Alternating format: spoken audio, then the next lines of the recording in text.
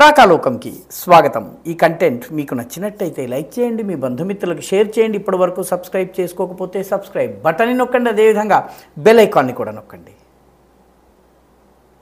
బంగ్లాదేశ్లో ప్రధానమంత్రి నరేంద్ర మోదీ, భారత ప్రధానమంత్రి నరేంద్ర మోదీ బంగ్లాదేశ్లో ఒక్కొక్క నట్టుని టైట్ చేస్తున్నారు. భారత వ్యతిరేక హిందూ మైనారిటీలపైన అత్యాచారాలు చేసేటటువంటి ప్రభుత్వాన్ని కీలరిగి వాత పెడుతున్నారు. ఒక్కొక్క దెబ్బకి అక్కడ ప్రజల చేత ఎన్నుకోబడకుండానే అధికారాన్ని చేజిక్కించుకున్న పాలకుడు కాని పాలకుడు, ఆయన చుట్టూ ఉన్నటువంటి కోటరీ, మతోన్మాద కోటరీ, అదేవిధంగా విద్యార్థుల పేరిట చలామణి అవుతున్న అరాచకవాదుల కోటరీ, వీళ్ళందరూ కూడాను ఇప్పుడు వలవల విలవిలా ఏడుస్తున్నటువంటి పరిస్థితి. నరేంద్ర మోదీ ఒక్కొక్క నట్ టైట్ చేస్తున్నారు. భారతదేశానికి చెందినటువంటి భారత ప్రభుత్వం తీసుకుంటున్న ఒక్కొక్క నిర్ణయంతో బంగ్లాదేశ్కి సినిమా భాషలో చెప్పాలంటే దిమ్మ తిరిగి బొమ్మ కనిపిస్తుంది. మొట్టమొదట భారతదేశము బంగ్లాదేశ్కి విద్యుత్ సరఫరాని ఆపేసింది. ఎందుకంటే బంగ్లాదేశ్కి కావలసిన విద్యుత్ జార్ఖండ్ నుంచి, త్రిపుర నుంచి వెళ్ళేది. ఆ విద్యుత్ సరఫరా ముందు బకాయిలు చెల్లించండి, తర్వాత సంగతి చూద్దామని చెప్పి బకాయిలు చెల్లించే పరిస్థితిలో బంగ్లాదేశ్ లేదు. విద్యుత్ సరఫరా ఆగిపోయింది. రెండవది, బంగ్లాదేశ్లో విద్యుత్ ఆధారంగా నడిచేటటువంటి టెక్స్టైల్ ఇండస్ట్రీ కుదేలైపోయింది. కుదేలవడమే కాదు, అందులో పెట్టుబడి పెట్టినటువంటి వాళ్ళలో 60% పెట్టుబడులు భారతదేశానికి చెందిన వాళ్ళవే. కంపెనీలు బంగ్లాదేశ్లో ఉన్నాయి, ఉపాధి బంగ్లాదేశీలకు వస్తుంది, కానీ పెట్టిన కంపెనీలు పెట్టుబడి భారతదేశం నుంచి వెళ్ళింది. ఆ పెట్టుబడి ఇప్పుడు వెనక్కి వచ్చేసింది. సో జౌళి పరిశ్రమ, బంగ్లాదేశ్లోని టెక్స్టైల్ ఇండస్ట్రీ పూర్తిగా కుదేలైపోయింది. ఉద్యోగాలు లేవు, ఉపాధి లేదు, ఆర్థికంగా కుదేలైంది, విద్యుత్ సంక్షోభం ఉంది. ఇవన్నీ చాలవన్నట్టు బంగ్లాదేశ్లో ఉన్నటువంటి పాలకులు వాళ్ళ చుట్టూ ఉన్నటువంటి మతోన్మాద కోటరీ, జమాతే ఇస్లామీ బంగ్లాదేశ్, హిఫాజతే ఇస్లాం, అన్సరుల్ బాంగ్లా వంటి మతోన్మాద సంస్థలు మైనారిటీ హిందువులపైన దాడి చేస్తూ వచ్చాయి. మందిరాలపైన, మహిళలపైన, పూజారులపైన, ఆఖరికి హిందూ ఉద్యోగులపైన.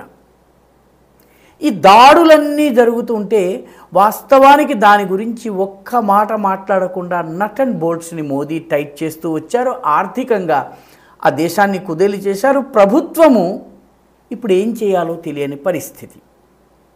మతోన్మాద శక్తులు నెమ్మదిగా సైన్యాన్ని కూడా తన కబ్జాలోకి తీసుకోవడానికి ప్రయత్నించి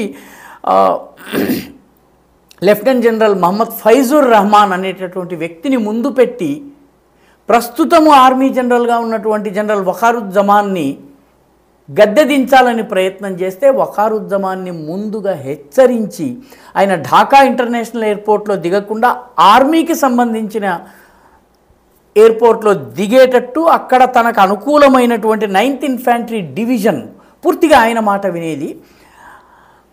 దాని నాయకుడు షాహీనుల్లా, వీళ్ళందరి సహకారంతో ఆయన క్షేమంగా తిరిగి రావడం, తిరిగి వచ్చిన తర్వాత ఈ లెఫ్టినెంట్ జనరల్ మహమ్మద్ ఫైజుర్ రహమాన్ని హౌస్ అరెస్ట్ చేయటము, మిగతా ప్రో జమాతే ఇస్లామీ ఎలిమెంట్స్ని అందరినీ జైల్లో పెట్టడంతో సైన్యం ఇప్పుడు బలోపేతమైంది.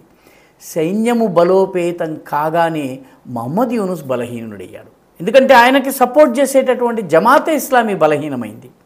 మతోన్మాద శక్తులు బలహీనపడ్డాయి. వాళ్ళు అధికారాన్ని చేజిక్కించుకునే కుట్ర భగ్నమైంది. దీంతో విలవిలలాడుతున్నటువంటి మహమ్మద్ యూనుస్, మాకు 4100 కిలోమీటర్ 4070 కిలోమీటర్ల సరిహద్దు భారతదేశంతో ఉంది, కాబట్టి భారతదేశంతో మైత్రి చేయక మాకు వేరే మార్గం లేదు, India is our best friend అని చెప్పి స్టేట్మెంట్ ఇచ్చారు. భారతదేశం ఆ స్టేట్మెంట్ని పట్టించుకోలేదు. ఇప్పుడు తాజాగా త్వరలో జరగబోయేటటువంటి బిమ్స్టెక్ సదస్సు, బిమ్స్టెక్ అంటే bay of Bengal initiative for multi sectoral technical and economic cooperation, సాంకేతిక ఆర్థిక సహకారాల కోసము బే ఆఫ్ బెంగాల్లో ఉన్నటువంటి దేశాల సమాఖ్య ఇది. ఈ బిమ్స్టెక్ సదస్సు జరగబోతోంది. ఈ సదస్సులో మోదీతో సమావేశం కావాలని మహమ్మద్ యూనుస్ ప్రయత్నిస్తున్నారు. ఎందుకంటే పాదాల మీద పడి, అయ్యా కుయ్యో నన్ను కాపాడు, నా ప్రభుత్వాన్ని కాపాడు, నా యొక్క పదవిని ఉండేలాగా చూడు, మొత్తానికి నీకేం కావాలో అది చేస్తానని బతిమలాడేందుకో బామాలేందుకో మొత్తానికి ఆయన సమావేశాన్ని అడిగారు. ఇప్పటి వరకు భారతదేశము సమావేశం ఉంది లేదు చెప్పడం లేదు. దీని అర్థం ఏంటంటే సమావేశం ఉండదు అంటే భారతదేశము మహమ్మద్ యూనుస్ని గుర్తించడం లేదు. ఎందుకంటే షేక్ హసీనా ఇప్పటి వరకు అఫీషియల్గా రాజీనామా చేయలేదు. ఆమె ఢాకాలో లేకపోయినప్పటికీ అఫీషియల్గా ప్రైమ్ మినిస్టర్ షేక్ హసీనాయే. మహమ్మద్ యూనుస్ ఎవరు? ప్రభుత్వానికి సలహాదారు మాత్రమే. ప్రభుత్వ సలహాదారుతో నరేంద్ర మోదీ ఎందుకు మాట్లాడాలి? కాబట్టి భారతదేశము ఒక్క మాట మాట్లాడటం లేదు. దీంతో ఆయన పూర్తిగా విలవిల్లాడుతున్నాడు. ఒకవైపు సైన్యం యొక్క ఆర్మీ చీఫ్ వకారుజ్జమాన్ బలపడ్డాడు. వకారుజ్జమాన్ తాజాగా ఆర్మీకి చెందినటువంటి మేజర్ ఆర్మీ అన్ని యూనిట్స్ నుంచి కీలకమైనటువంటి సైనికుల్ని, ముఖ్యంగా 9th ఇన్ఫాంట్రీ డివిజన్కి చెందిన వాళ్ళందరినీ కూడాను ఢాకాలో ఉన్నటువంటి అన్ని కీలక ప్రాంతాల్లో పోస్టులు ఏర్పాటు చేయాలి, చౌకీలు ఏర్పాటు చేయాలి, వచ్చిపోయే వాళ్ళని తనిఖీలు చేయాలని చెప్పి ఆదేశించారు. దీని అర్థం ఏంటి? దీని అర్థం ఏంటంటే మహమ్మద్ యూనుస్ ప్రభుత్వానికి ఇక నూకలు చెల్లబోతున్నాయి.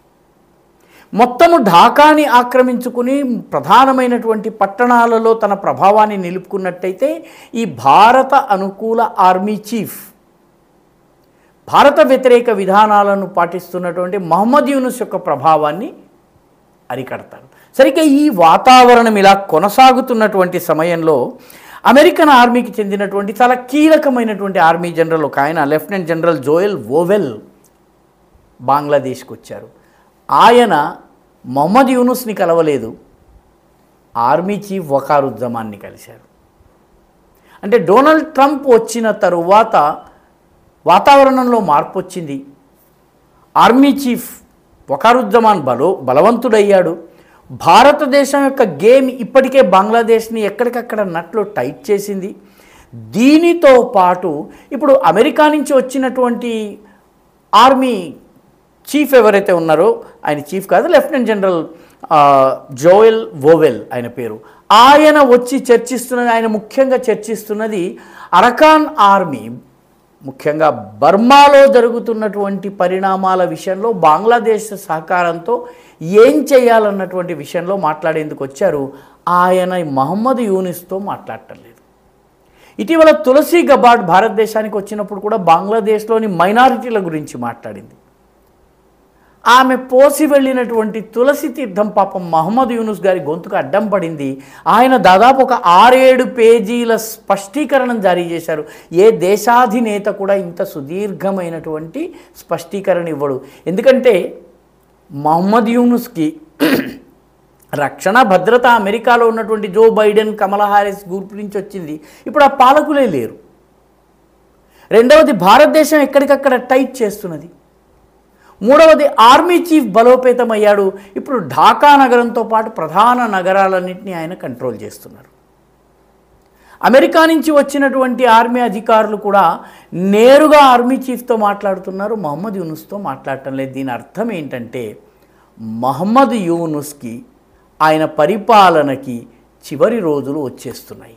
ఆయన దేశం వదిలి పారిపోతారా, నన్ను కూడాను షేక్ హసీనాలాగా పారిపోయేందుకు అవకాశం ఇవ్వమంటారా, లేకపోతే ఆయన మర్యాదపూర్వకంగా తప్పుకుంటారా, వీలైనంత త్వరగా ఎన్నికలు జరిపించి అన్నీ వదిలేసుకుని ఆయన ఫ్రాన్స్కి వెళ్ళిపోతారా?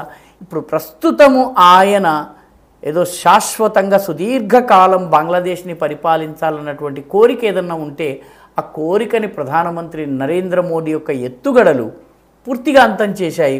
బంగ్లాదేశ్లో ప్రస్తుతము మహమ్మద్ యూనుస్ని ఎవరు కూడాను పాలకుడిగా గుర్తించడం లేదు. ఆయన వెంట ఉన్నటువంటి జమాతే ఇస్లామీ కానీ, విద్యార్థి నాయకులు కానీ, ఆర్మీ చీఫ్ కానీ, ప్రజలు కానీ. ఈ పరిస్థితికి మోదీ ఒక్క మాట అనకుండా తీసుకొచ్చారు. ఈ వీడియో మీకు నచ్చినట్టయితే లైక్ చేయండి, షేర్ చేయండి, ఈ ఛానల్కు సబ్స్క్రైబ్ చేయండి. మీ అభిప్రాయాన్ని కమెంట్ల రూపంలో తప్పనిసరిగా పంపించండి.